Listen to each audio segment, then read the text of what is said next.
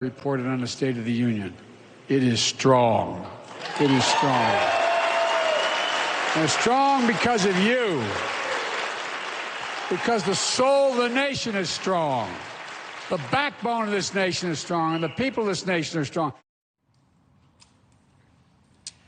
That's Mr. Biden today at a union training center in Wisconsin on the usual post-State of the Union roadshow. And now, with the wind at his back, he entered last night with an approval level at Jimmy Carter level during a similar time of his presidency. And Carter is the only Democrat to lose re-election since World War II. He was also primaried by somebody in his own party. It is not a comparison Mr. Biden wanted going into last night, hence a preview not only to the country, but more importantly, probably to some of the people in the Senate of his 2024 campaign slogan.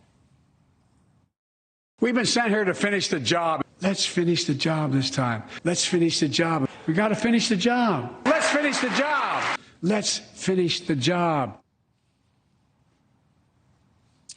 Mr. Biden went all in last night, agree or disagree with his proposals. He laid out a radical change of America. His wish list ranged from a billionaire's tax to ending airline baggage fees, from free community college to ending cancer.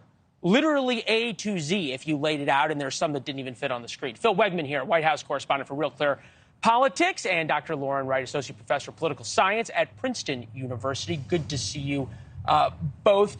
Phil, what was sort of the strategy behind saying, I want to work with Republicans, and then I'm going to lay out a zillion things that Republicans would never go for?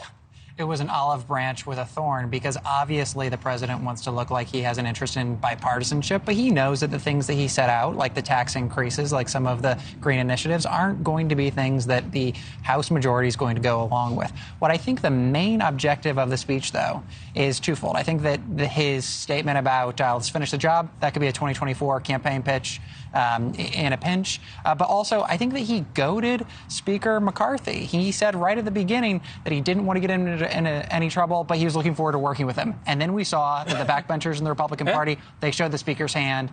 They're not all marching in lockstep. Well, they showed that McCarthy really doesn't have any control. Congressman Zinke, the second half of the sentence, when you said you can't have snipers inside the perimeter from the military term, the Republican caucus very clearly has snipers inside the perimeter, and Kevin McCarthy knows that. This was one of President Biden's more unusual State of the Union messages about, of all things, resort fees at hotels. Take a listen.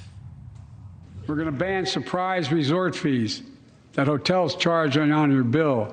Those fees can cost up to $90 a night at hotels that aren't even resorts. Americans are tired of being. We're tired of being played for suckers. That was last night. Today, Josh Hawley, 2024 presidential hopeful, perhaps in his own mind or just in general, on the Republican side, wants to put in a bill about a minimum age for social media for kids. Again, something that has no chance of passing, probably couldn't be enforced. But have we now just gotten to where this is all about what kind of candy you can pass out that plays well with suburban moms? Well, those are the best kinds of proposals, the ones that have no chance of happening. But then you blame the other side when nothing happens, and you say, I tried as hard as I could have, and no one has common sense except for me. And so it really is an exercise in, like Phil said, testing out campaign messages. But look, 30 million or less people watch this. I think we don't have the final numbers, but it's 23 million, I think, right now. 200 million people will watch the Super Bowl this weekend.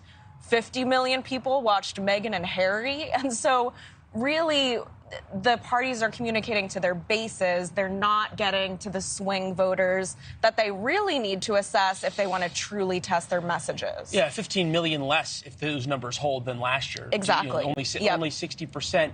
Thanks for watching. Go to newsnationnow.com to find NewsNation on your television provider. And don't forget to subscribe. Click the red button to get more of NewsNation's fact-driven, unbiased coverage.